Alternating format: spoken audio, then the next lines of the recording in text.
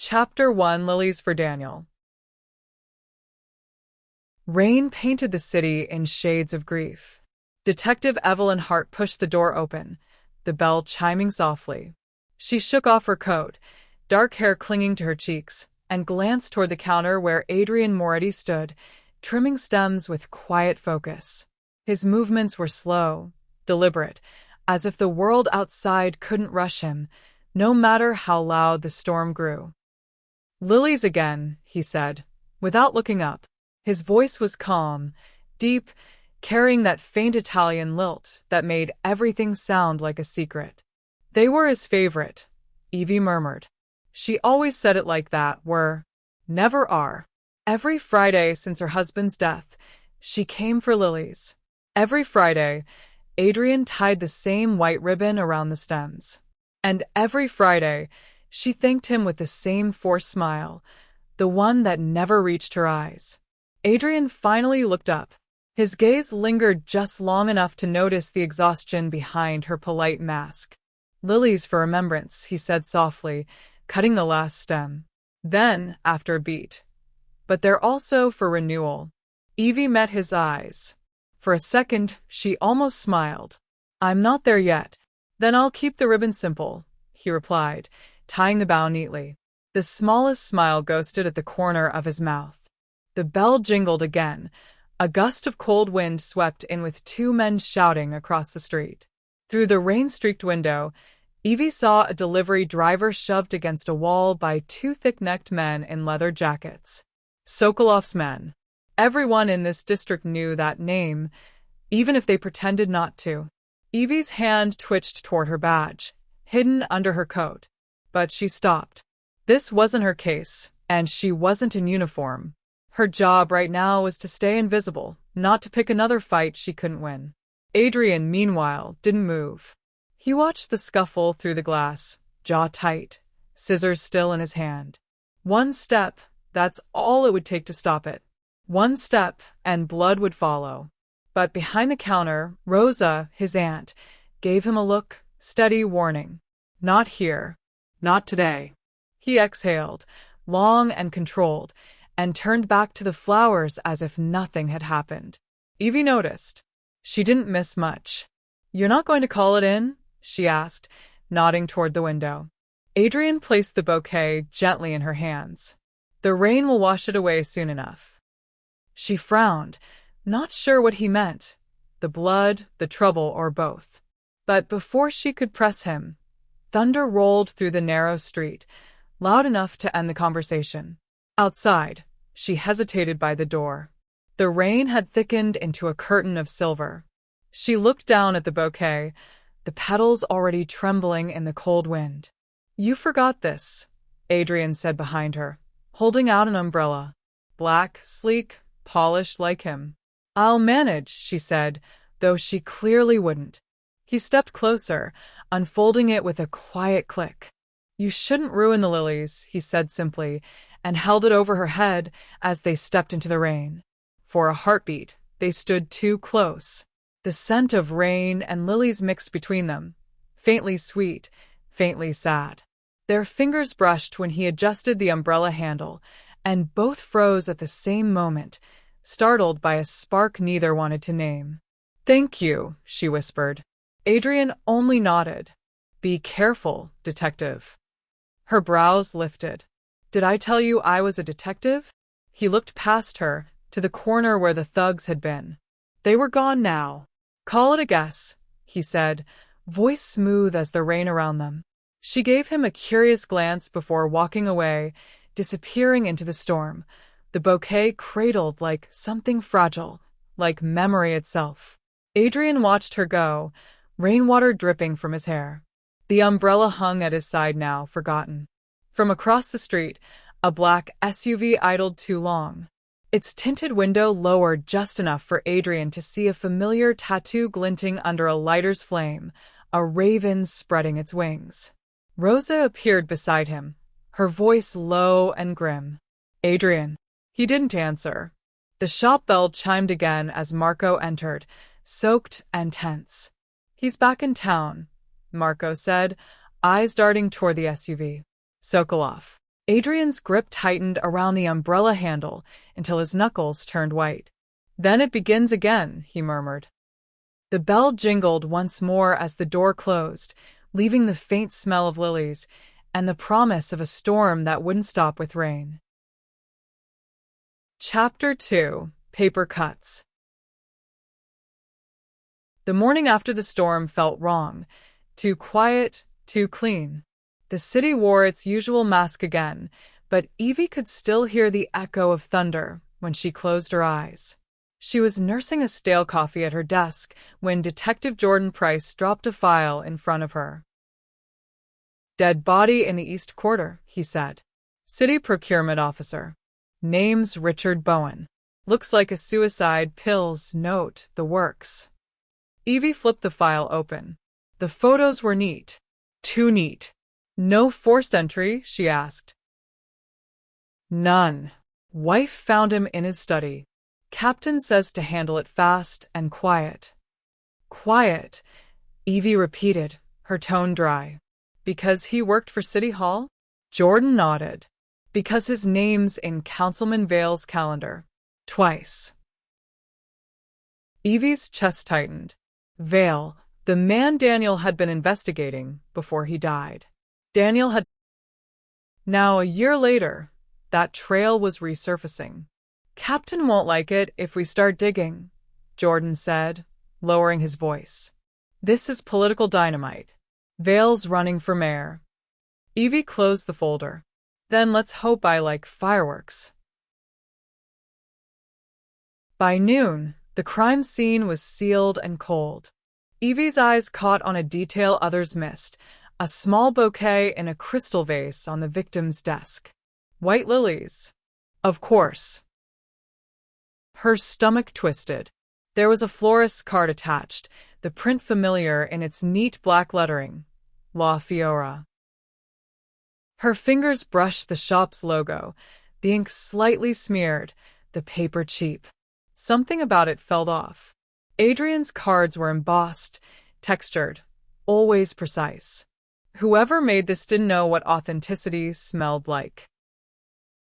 "Evie," Jordan called from the doorway. "Captain says wrap it up. No more digging." She nodded but didn't move. "Just a minute." La Fiora was warm when she stepped in again, though her pulse wasn't. The familiar scent of lilies wrapped around her like déjà vu.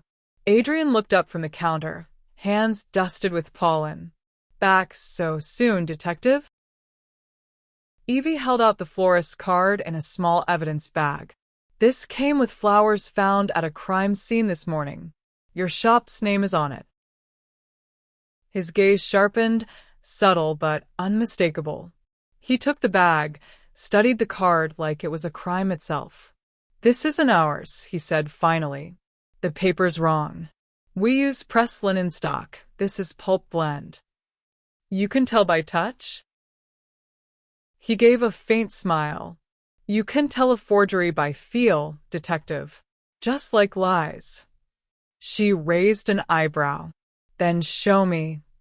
Adrian motioned for her to step closer.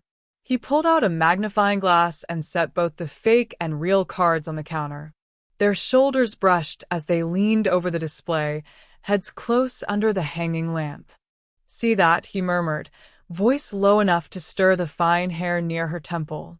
"Our ink bleeds clean edges. This one feathers slightly, cheap toner." Their breaths synced in the silence. She could smell rain still clinging to his shirt, faint cologne beneath it.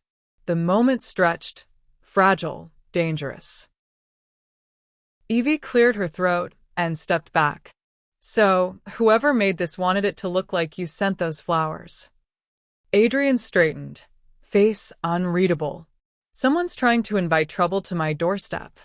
"Or mine," she said. For a heartbeat, they just looked at each other. The detective and the man she wasn't sure she should trust, linked by a trail of lilies and lies. Adrian held the card to the light. Something faint glimmered beneath the print, a shadowy mark only visible from an angle. "Hold on," he said. "There's a watermark." Evie leaned closer again. Under the glow, the outline appeared, faint but clear. A raven, wings spread wide, inked in ghost gray. Adrian's expression darkened instantly. He said the name like a curse. Sokolov. The word fell between them like the sound of a gun being cocked. Outside, thunder rumbled again, as if the storm had only been waiting for them to notice it hadn't really passed. Chapter 3. The Language of Flowers. Saturday mornings at La Fiora smelled like sunlight and soil. The shop glowed with soft laughter and fresh stems, volunteers arranging blooms for a charity drive Rosa hosted every month. Evie adjusted her scarf, blending in with the other attendees. She'd signed up as Eve Harper, hobby florist, no mention of homicide or her badge tucked inside her purse. Adrian stood at the front, sleeves rolled, voice low and smooth as he spoke about the language of flowers. Roses for love, he began, hands moving gently over each stem. Lavender for calm, lilies for remembrance. His gaze caught Evie's for half a second, softening. And sometimes, white camellias for truth, though truth can be dangerous. The group chuckled politely, but Evie didn't. She heard something else under the words. Truth can be dangerous, and the slight pause after camellias. It sounded like a cue, like code. Across the room, Rosa smiled warmly at the guests, collecting donations, chatting. But behind her, Marco stood near the back door, pretending to sort ribbons while discreetly checking his phone. His jaw was tight. Something was happening outside this peaceful bubble of petals and light. Evie watched Adrian pick up a bouquet of mixed blooms and mention blue hydrangeas, loyalty through hardship. The tone in his voice shifted again, that same rhythm she'd heard in police radio codes. Her instincts prickled. He's signaling someone. Not to the guests, to whoever was listening. Her phone buzzed, a silent message from Jordan. Warehouse fire. 9th and Briar. Reports say Russian crew hit a Moretti site. Evie's stomach dropped. The timing was too clean. Adrian was sending orders, she was sure of it. But when she looked at him again, he wasn't angry. He looked sad, almost tired. Sometimes, he continued, arranging a set of lilies and violets, we forget that flowers grow best in dirt. His eyes flicked to Marco, and the man slipped out the back door. Orders given, Evie thought. But what kind? Later, when the guests were leaving, Evie lingered, pretending to tie her apron. Rosa handed her a cookie wrapped in plastic. For luck, dear. You have the hands of someone who's lost much. Evie blinked. That obvious? Rosa smiled. Only to those who've lost too. Adrian approached, wiping his hands on a towel. You were quiet today. I was listening, she said, then added with a faint grin. You give quite the sermon on petal ethics. He laughed softly, low in his chest. I talk about what I know. Flowers, loyalty, patience. Patience, huh? She teased. That a florist thing? More of a survival thing. Their eyes held for a beat too long. The shop seemed quieter now, just the hum of the cooler and the faint rustle of leaves. Then, with that same quiet boldness that made her breath catch, he picked up a single white lily and tucked it gently behind her ear. To balance the iris in your eyes, he said. Evie froze, cheeks warming. You really say that to all your customers? No, he said simply, the corner of his mouth turning upward. Only the ones who need to be seen. Her pulse stumbled. Dangerous man, she thought, but not for the reasons she expected. Outside, the air had cooled. She pulled her scarf tighter and walked away, still feeling the ghost of that flower against her hair. Across the street, Jordan leaned against his car, camera in hand. "Got something for you," he said. "Our florist had a little side trip." She followed his gaze. Down the block, Adrian stepped into a dim parking lot where a man in a suit waited beside a silver sedan. The city contractor connected to Bowen's case. Jordan raised his camera. Click, click, click. "Tell me again," he muttered, "why we trust a man who hides thorns behind roses." Chapter 4: The Umbrella Test. The storm came back that night, harder this time, like the sky itself was angry. Evie sat on her couch, surrounded by folders and old case notes. Daniel's handwriting filled the margins in tight, messy scrawl. His voice still lived in the audio logs she'd never had the courage to finish. She clicked one now. Static, then. "If anything happens, Ev, look for the man behind the flowers." Her blood ran cold. The man behind the flowers. Not the florist, she told herself. Not necessarily him. But the line blurred and logic crumbled under instinct. She grabbed her coat and keys. La Fiora was dark when she arrived, rain hammering against the windows. A power outage had killed the lights on the block, and only candles flickered inside the shop. "Adrian," she called, pushing through the door. The bell didn't even chime. It was too wet to ring.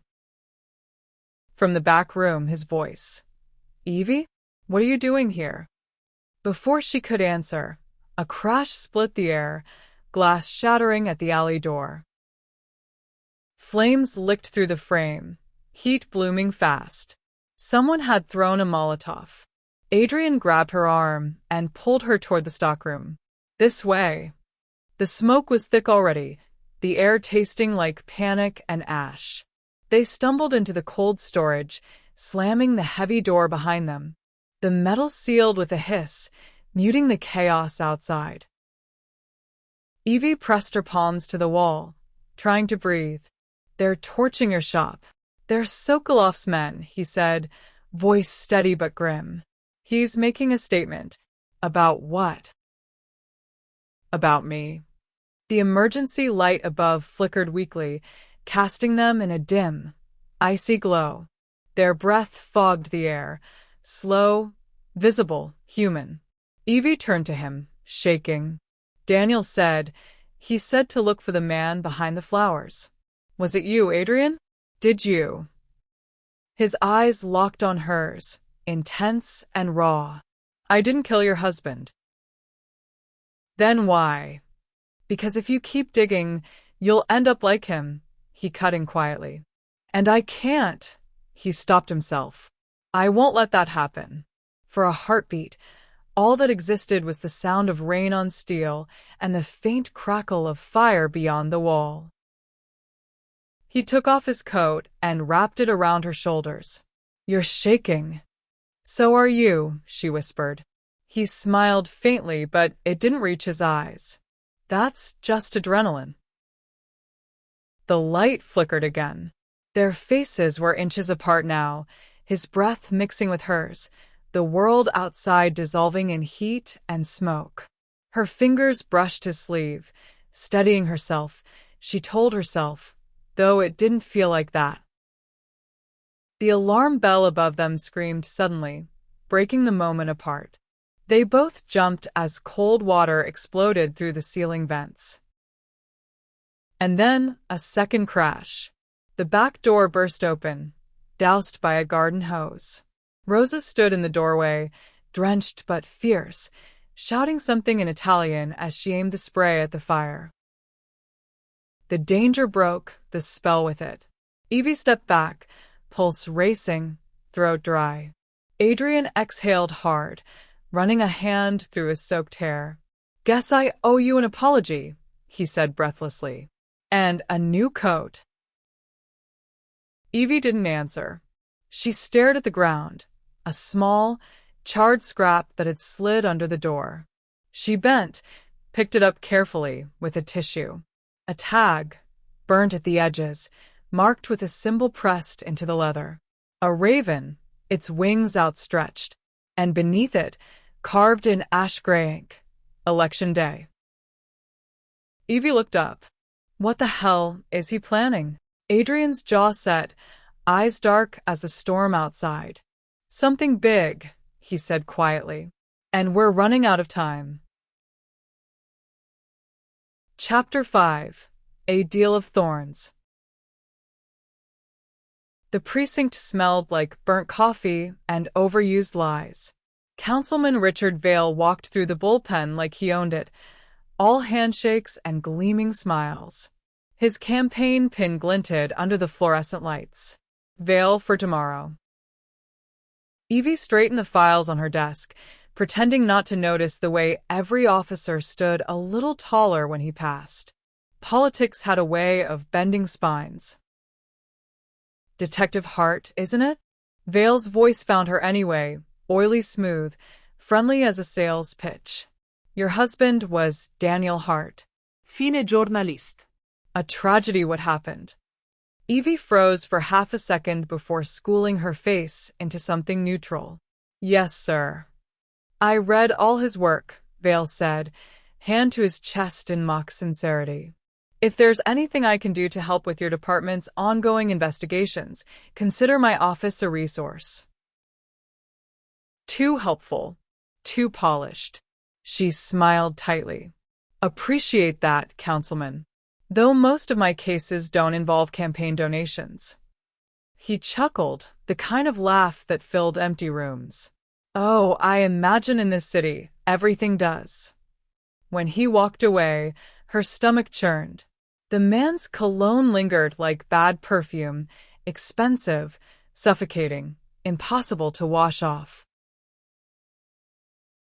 Across town, Adrian leaned against the edge of his desk inside La Fiora's back office, a dim bulb swinging overhead. Marco paced in front of him, phone to his ear. Shipments confirmed, Marco said. Election Day.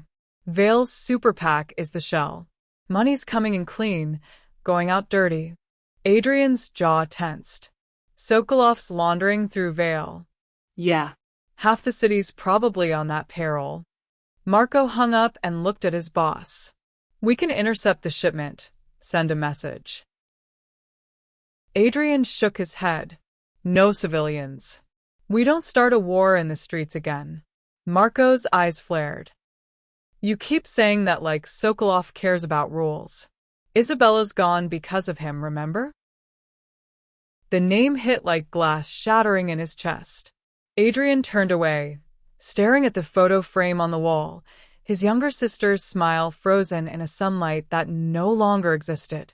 5 years, and her laugh still echoed in his memory, like a song that refused to fade. He closed his eyes. Revenge isn't justice. Not yet. That night, the shop was quiet except for the low hum of the cooler. Evie had stopped by under the pretense of asking about the burned tag they'd found, but she stayed, as if she couldn't quite leave.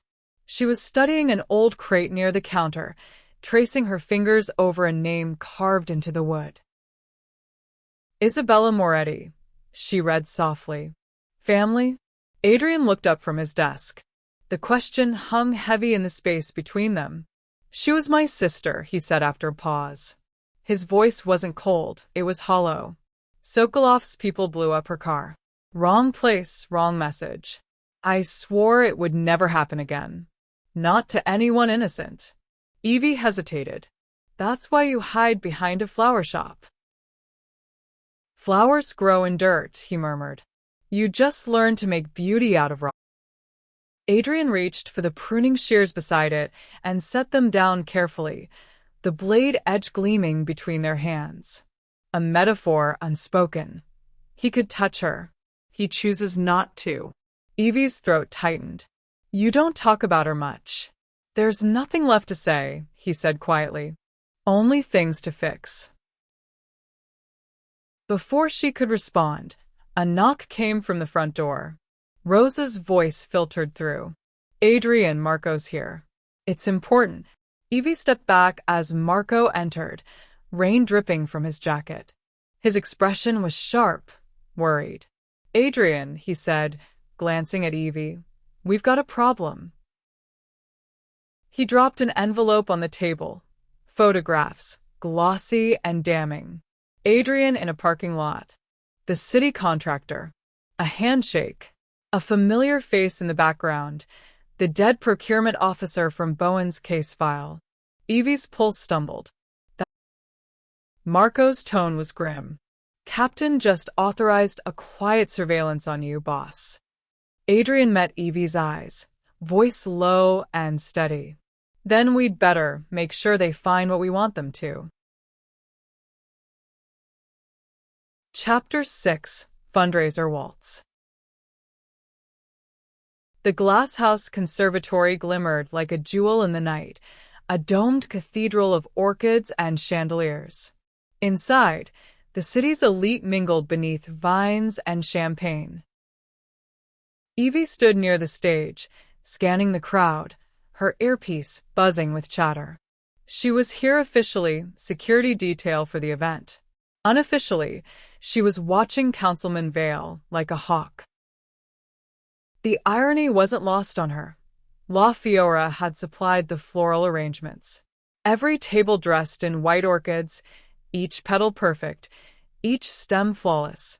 Adrian's signature touch. She found him easily. Black suit, no tie, that same calm presence that made chaos seem manageable. He stood by the refreshment table, talking quietly with Rosa. When their eyes met, the noise of the gala softened, just for a moment. Vale took the stage, his voice smooth as honey poured over poison. Tonight we celebrate progress, he said. Tomorrow, we secure the city's future.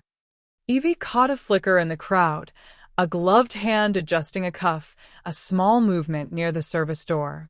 Her instincts screamed danger. Then, a whisper through her comms. Possible threat, West Wing balcony. She moved quickly, weaving through glittering gowns and tuxedos, but so did Adrian, his gaze scanning the same direction. Their paths collided near the staircase. What are you doing here? She hissed. Saving your life, apparently, he murmured, eyes on the balcony. A faint click echoed, the distinct metallic sound of a rifle's bolt sliding into place. Without thinking, Adrian grabbed her wrist, pulling her behind a column. 2 shooters. Balcony left, he said, voice low but steady. How do you? Because I'd pick that spot too, he cut in. Trust me. They moved in sync, no words needed. When the first shot cracked, chaos erupted. Guests screamed. Glasses shattered. Evie drew her gun, scanning angles. Adrian shoved a toppled planter toward her, blocking their side. He spotted the assassin through the smoke, Sokolov's tattoo visible at the wrist. Ravens. Of course. Evie fired, hitting the railing. The shooter flinched, retreating. A second gunman broke for the exit. Adrian lunged, grabbing his arm, twisting just enough to disarm without killing. His restraint was surgical, almost too controlled. Jordan burst onto the scene moments later, shouting, Evie, what the hell is he doing here? She didn't answer. There was no time. Sirens wailed outside. The crowd was herded out, shaken but alive. Vale was escorted off stage, shaken but furious, his perfect event reduced to chaos. Later, after statements and shouting, the glass house was nearly empty. Evie stood by a cluster of orchids, running her fingers along a fallen petal. She could still feel the adrenaline buzzing through her veins. Adrian approached quietly. You okay? I'll live, she said. You? He smiled faintly. I'm harder to kill than I look. They stood in the quiet hum of the greenhouse, surrounded by the ghost of the night's music.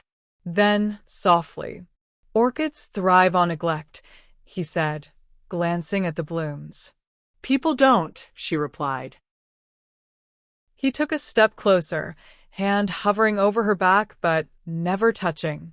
They moved slightly, almost imperceptibly, a sway, like an unspoken dance. The world narrowed to breath and heartbeat and distance neither dared close. When he finally stepped back, the air felt colder.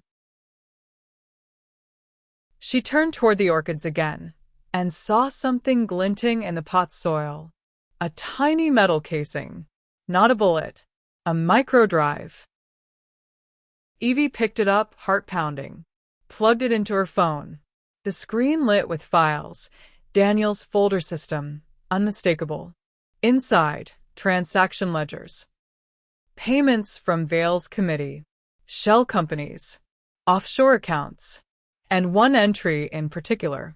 Moretti Floral Logistics. Transfer confirmed. Her throat went dry. She turned to Adrian, holding up the drive. "Tell me this isn't what it looks like." Adrian's expression darkened, quiet and unreadable. "Depends," he said. "What do you think it looks like?" Chapter 7. The Petal and the Blade. The next morning, La Fiora felt colder than usual, the kind of cold that didn't come from temperature, but from truth. Evie stood near the back office door, the microdrive clenched in her hand like evidence and heartbreak wrapped into one. "Moretti Floral Logistics," she read aloud. "Tell me that's not yours." Adrian looked up from his desk, eyes shadowed, jaw tight. "It is. My company. It's a cover for the shop's distribution routes. Trucks, warehouses, imports. All legal." "Then why is your company listed in Vale Shell Payments? Offshore accounts, transfers, laundering." "Because," he interrupted, standing, "Sokolov wants it to look that way. He's framing me. Those payments? They're ghost entries. The numbers are right, but the accounts aren't mine." Evie crossed her arms. "That's convenient." His voice rose, uncharacteristically sharp. "You think I'd hide dirty money under my own name?" "I think you're capable of anything when it comes to revenge," she shot back.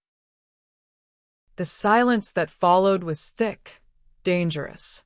Rain pattered faintly against the window, the same rhythm as her pulse. Adrian turned away, pacing once before slamming his fist into a drawer to keep from hitting the wall. The sound cracked through the room like a gunshot.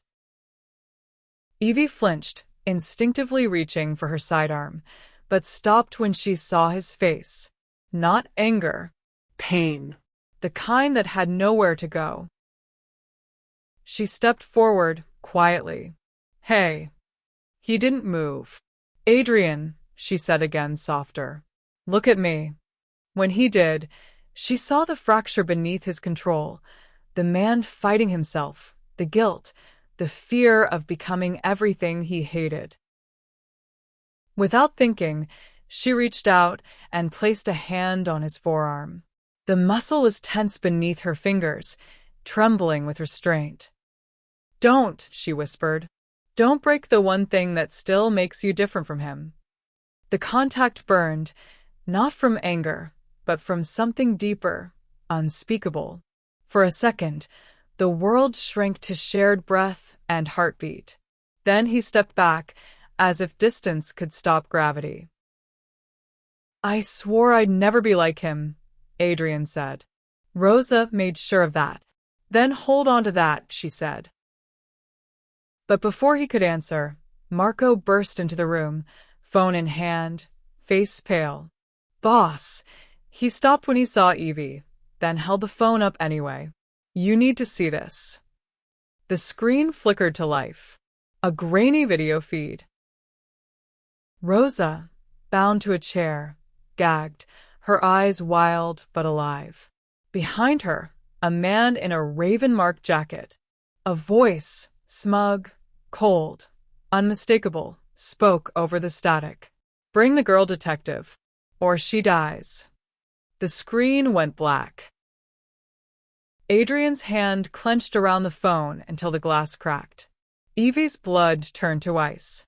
That's Sokolov. Adrian's eyes lifted to hers, filled with a quiet, deadly resolve. He wants me to kill, he said softly. So I'll show him what mercy looks like instead. Chapter 8: Greenhouse at Midnight. The abandoned Valen Botanical Conservatory stood at the edge of the river, forgotten by the city. Its glass roof was cracked, vines reclaiming the steel bones. The moonlight bled through in pale shards. Evie checked her weapon as she stepped out of the car. You don't go alone, she told Adrian. This isn't your fight, he said, pulling on gloves. It became mine the second Sokolov dragged your family into it, she countered. Jordan's car idled 2 blocks away, backup that didn't know if he was protecting or arresting her. Inside the greenhouse, the air was humid, overgrown with decay and perfume. Sokolov's men lined the walkway, armed, waiting. In the center stood Sokolov himself, tailored, smirking, his accent dripping menace. Mr. Moretti, he called. Welcome home. Rosa sat tied to a chair near a patch of dying orchids, eyes darting as Adrian approached. Release her, Adrian said. You get what you want. Sokolov chuckled, gesturing to a trembling city clerk kneeling beside him, a camera phone set up on a tripod. I need loyalty, not talk. Do you want your aunt? Prove you're still a Moretti. Execute him. Live right now. Our friend Councilman Vale is watching. Evie's stomach twisted. She caught sight of the phone screen. Vale's reflection visible in a video call window, sipping whiskey. Show me you're still useful, Sokolov said. Or I show you what happens to family. Adrian's jaw flexed. You mistake restraint for weakness. Sokolov smiled. I mistake it for grief. The camera light blinked red, live. Evie whispered under her breath, We can't win this clean. I never planned to, Adrian murmured. Fog system, east wall controls. Pull them. She moved discreetly, reaching for the irrigation switch panel along the wall. The old system groaned, then hissed alive. Within seconds, a thick mist filled the glasshouse, blurring shapes, swallowing the scene in white haze. The men cursed, disoriented. Marco's voice crackled through Adrian's earpiece. Powers cut. Go. Adrian stepped forward, gun raised, loaded with blanks. He aimed at the clerk, pulled the trigger. The shot echoed, sharp and final. The clerk dropped, a blood pack bursting from under his shirt, the ruse perfect. Sokolov laughed, satisfied. You see? You were always one of us. But then Rosa was gone. Marco had slipped her out through the irrigation vents in the chaos. Adrian leveled his gun at Sokolov. You talk too much. The Brava boss sneered, realizing too late what had happened. He lunged for his weapon just as Evie's voice cut through the fog. Police! Drop it! Before either could fire, a louder shout pierced the steam. Evie! Jordan! Gun drawn, flashlight cutting through the haze. He froze when he saw her and Adrian, side by side in the mist, weapons lowered, Rosa gone. What the hell is this? He barked. You working with him now? The silence between Evie and Adrian said everything and nothing all at once. Sokolov's men regrouped at the edge of the fog, voices rising. Evie turned to Jordan. We don't have time. But his gun didn't lower. His voice was low, trembling with betrayal. Then make time, Hart. Because right now, I don't know whose side you're on. The mist thickened again, muffling everything except the distant sound of approaching sirens and the faint echo of Adrian's voice beside her, calm but iron hard. If he pulls that trigger, we all die here. Chapter 9: Fault Lines. The air in the Internal Affairs office was too dry, sterile, fluorescent, and full of people paid to distrust you. Evie sat straight-backed across from Lieutenant Keene, who looked at her like a puzzle that didn't quite fit. Detective Hart, he began, let's talk about the Valen greenhouse incident. You were off duty, yet you discharged your weapon. You were seen with Adrian Moretti, known associate of organized crime. Evie's tone stayed even. I was responding to a credible threat. I saved lives. Whose? His. Before she could answer, the door opened. Jordan stepped in, a folder under his arm. She's telling the truth, he said smoothly. We've got. Keene frowned, not convinced but unwilling to challenge another detective in front of her. Fine. But this goes on your record, Hart. Stay clean or you're out. When the door closed, Jordan turned to her. You're betting your badge on a man with a garden full of secrets, Evie. She gave a tight smile. Maybe. But his secrets make more sense than Vale's truths. Later that night, the city hummed like an exposed wire. Vale's face was everywhere, campaign posters, billboards, smiling promises over hollow eyes. News anchors blamed Moretti-linked gang activity for the greenhouse chaos. The narrative was perfect, a violent man, a tragic cop caught in his orbit.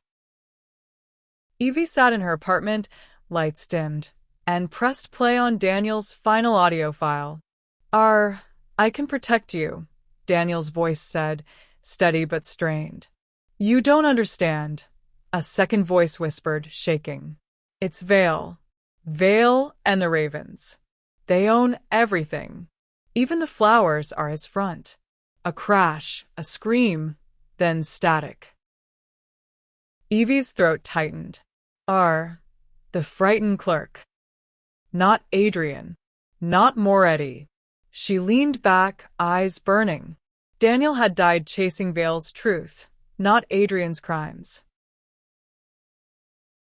Across town, Adrian was no calmer. In La Fiora's back room, Marco slammed a blueprint onto the desk. Vale's Donors Gala, we hit it before they hit us. Clean sweep. You don't get it. Marco barked. He's painting us as terrorists while pocketing blood money. You think peace keeps us safe? It gets us erased. Adrian stood, eyes darkening. Isabella wanted me to protect, not burn. We strike only when we can prove. Then you better prove it fast, before there's nothing left to protect. He stormed out, leaving silence and guilt in his wake. Adrian exhaled, rubbing his temples. Every choice feels like betrayal. Hours later, Evie appeared at the doorway, hair damp from the rain, eyes rimmed with exhaustion. Internal Affairs? Adrian asked softly. She nodded. They're circling. Jordan covered for me, but it's closing in. He stepped closer, searching her face. You shouldn't be here. I didn't know where else to go. Her voice cracked, just slightly, just enough. Adrian hesitated only a moment before lifting his hands, cupping her face gently. Not claiming, not controlling, just grounding. You're shaking, he said. She closed her eyes, breath catching. I don't need saving, Adrian. I know. His thumbs brushed the edge of her jaw. That's what terrifies me. He started to pull back, but she didn't let him. She leaned forward, deliberate, and kissed him once. Slow, certain. It wasn't fireworks. It was gravity. The kind that pulled two broken orbits into alignment. When they finally broke apart, both looked stunned, not by what had happened, but by how right it felt. Evie exhaled, a shaky smile ghosting her lips. Guess patience isn't your only virtue. He laughed quietly, the sound half relief, half surrender. And then her phone buzzed. She frowned, pulling it out, froze. Her apartment security feed. Live. The camera was shaking. A shadow moved past the lens. "Evie," Adrian said, noticing her face. "What is it?" She didn't answer, just bolted for the door. The apartment looked like a war zone. Papers shredded, drawers overturned, every trace of her life exposed and violated. The bouquet of lilies she'd brought home last week lay in pieces across the floor, petals crushed under boot prints. On the wall above her desk, something glinted under the lamplight. A knife, pinning a torn scrap of paper. On it, drawn in smudged black ink, the Raven sigil. Chapter 10. Thorns in the Ballot Box. Evie stood beside Jordan at the precinct map board. Red pins, yellow circles, and one flashing alert near the waterfront. Community center. "Bomb threat," Jordan said. "Anonymous tip." Evie's jaw clenched. That center was where she volunteered, where Daniel had once filmed interviews with local kids. "Vale's staging something," she said. "He'll pin it on Adrian." "Or you," Jordan added quietly. "He's got the narrative loaded." Meanwhile, Adrian stared at a news feed on his phone, Vale shaking hands, smiling for cameras. Sokolov's men moved unseen through the background. Marco burst into the office. "They're going for spectacle. A bombing. The van's rigged, campaign crew running logistics." Adrian holstered his gun, voice iron flat. "Then we end this." The roads were crawling with supporters and reporters when Evie and Jordan reached the center. Police perimeter, bomb squad en route, but too slow. Evie's instinct screamed at her. They're controlling the response. She spotted a suspicious campaign van parked near the alley, its decals too new, its placement too convenient. "Trigger will be remote," she muttered. "Find the frequency." Jordan worked the scanner. Their unregistered SIM card. Pings bouncing. Adrian's voice came through her comms. "Sokolov's tech just left Vale's rally. I've got him." "Do not," she started, but the line went dead. Inside the van, the bomb ticked quietly beneath the floor panels, wires coiled like veins. Evie climbed in, steady hands working through the mess. The timer blinked red, 2:19. Her breath slowed. She could almost hear Daniel's voice in her head. Focus, not fear. Jordan relayed the frequency to her. "Triggers tied to a phone. If he calls, it's over." "Then stop him from calling," she said. Adrian had already found him, Sokolov's demolition tech, cornered near a service tunnel. The man swung a wrench. Adrian sidestepped, grabbed his arm, twisted, not to break, just to control. "Code," Adrian said. The man spat blood. "You think I'd sell out the boss?" Adrian pressed the gun barrel to his shoulder, not his head. "You walk out alive if you tell me how to stop it." The man hesitated, then whispered a sequence. Adrian recorded it, sent it to Evie. "Cut the blue line second. Then green. Then hold." Back in the van, the timer hit 0:23. Evie's knife slipped under the insulation, slicing through color-coded wires. Blue. Green. She held her breath, thumb on the stabilizer circuit. The ticking stopped. She closed her eyes, chest rising in one long, shuddering exhale. "It's done." Outside, Jordan laughed, shaky, relieved. Hell of a day to save democracy. Hours later, The center reopened, shaken but safe. But the war wasn't over.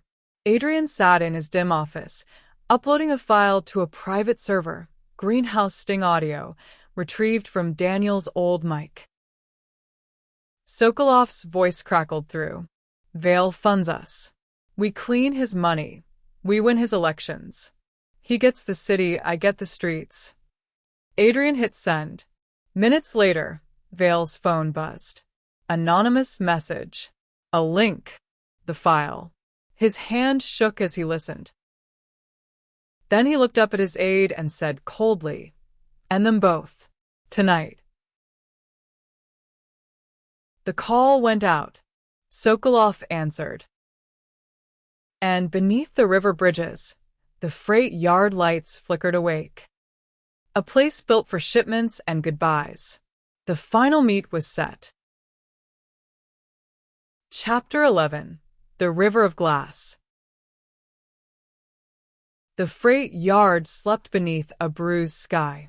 Rain slicked the metal containers until they gleamed like tombstones. Floodlights cut narrow paths through the dark, and every sound, the click of a safety, the hiss of rain on rust, felt like a heartbeat counting down. Adrian moved through the maze with practiced quiet, pistol drawn low. Around him, the Moretti men advanced, shadows in the fog. Non-lethal, he'd ordered. No blood that doesn't have to fall. But in his gut, he knew Sokolov didn't play by rules. Not even the unspoken ones. Evie crouched beside him, soaked hair plastered to her cheek. "You're outnumbered," she whispered. He smiled faintly. "You mean we're outnumbered?" From the far end of the yard, engines revved. Sokolov's men fanned out, assault rifles glinting beneath the floodlights. And at the center of it all, the man himself, stepping from a black SUV like he was arriving for a coronation, not a battle.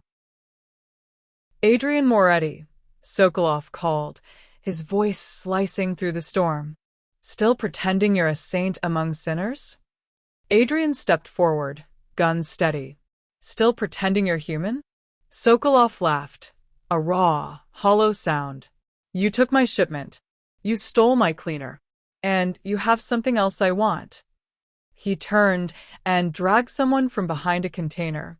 Rosa. Her wrists bound, her mouth gagged, fear flashing in her eyes. "Let her go," Adrian growled. "Or what?" Sokolov pressed a blade to her throat. "You'll wound me again?" "Mercy doesn't win wars, boy." The world tightened into a single line of tension between them. Knife, gun, rain, heartbeats. Evie's mind raced. If he shoots, it's over. She needed a distraction, a truth sharp enough to cut through the rage. She spotted a half-crushed loudspeaker wired to one of the containers, part of the campaign's old rally setup. Perfect. She slipped behind the crates, rewiring the feed to her phone. When she spoke, her voice boomed across the yard, clear and defiant. "Funny thing, Sokolov. Vale's been using your blood money to buy votes. He's been watching you, using you, recording every deal." Sokolov's head jerked toward the sound. What? Evie continued. "He doesn't need you alive anymore. You're just the loose end that talks too much."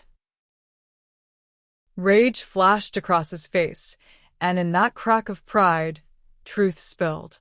"You think I don't know what he's done? That I don't remember killing that nosy journalist for his silence?" The words echoed. Killing that nosy journalist. Daniel. Evie froze. Her breath hitched. He just confessed. The live stream counter on her phone ticked upward, the signal broadcasting to every precinct feed. She met Adrian's eyes from across the yard, nodding once. Now. Adrian's shot rang out, sharp, precise. The bullet tore through Sokolov's shoulder, not his heart. The knife clattered to the ground. Rosa stumbled free. Adrian advanced, rain cascading off his coat, eyes cold but steady. "You killed my sister," he said quietly. "And still, I'm not you." Sokolov sneered through blood. "Then you're weak." "Maybe," Adrian said, lowering his weapon. "But she'd still be proud." Behind them, chaos erupted. Vale's fixer sprinting toward a terminal to kill the stream. Evie broke cover, tackling him to the ground. He slammed her against a container, reaching for a pistol. She drove an elbow into his ribs, grabbed the tablet, and smashed it under her boot. The feed was already complete, uploaded, mirrored, impossible to erase. And then the floodlights exploded to life. Police. Drop your weapons. Dozens of uniforms flooded in. Internal Affairs, SWAT, reporters already behind the tape. Sirens screamed. Adrian looked up at the glare, the whole city watching him, gun in hand, blood on his shirt, Rosa clutching his arm. For one breath, he looked like the villain they wanted him to be. Evie stepped between him and the rifles. "Stand down," she shouted. "He's not the enemy." But the night swallowed her words as camera flashes turned rain into shards of glass. Chapter 12. Lilies for Tomorrow. The city woke to headlines brighter than the sunrise. Vale arrested for corruption and conspiracy. Bratva leader linked to mayoral candidate. The florist and the detective who exposed them all. By noon, the footage had circled the world. Vale's arrest sent shockwaves through every newsroom and boardroom, while Sokolov's confession tore down what was left of his empire. The microdrive, Daniel's final legacy, had done what bullets never could, ended a war with truth. Evie testified before the commission days later, calm, composed, every answer measured but resolute. In the back row, Adrian sat in silence, his gaze steady. For the first time in years, he didn't look like a man waiting for judgment. He looked free. Most of his charges were dropped. A few lingered, debts written in old ink. But cooperation brought leniency, and his quiet surrender brought something rarer than absolution: peace. He signed the final papers with a faint smile. "Moretti operations are done," he said simply. "Let the city grow something better." À huis éclaté, la fiora réopened. The shop smelled of new soil and clean rain. Evie arrived early, carrying lilies, white, fresh, forgiving. "For Daniel," she whispered, placing them in a vase near the window. Then she added a single violet iris. "For hope." When she turned, she saw him, Adrian, leaning against the doorway, sleeves rolled, hands still rough with work and healing. "You came back," he said softly. She smiled. "I never really left." They moved through the rows of flowers together, sunlight filtering through cracked glass. She paused near a scorched planter, the one the fire had nearly claimed. "Still burned," she murmured. Adrian crouched beside her. "Then we'll start again." They worked quietly, hands brushing in the soil, not by accident, not anymore. The silence between them was full of everything they didn't need to say. Evie looked up at him, her eyes brighter than the morning light. "Lilies for remembrance," she said. Then softer, "and renewal." Adrian's lips curved, a real smile, unguarded and tender. "Then let's grow a forest," he said. Outside, the rain turned to mist, carrying the scent of earth and beginnings. Inside La Fiora, two souls who had once lived in shadows found the courage to bloom together.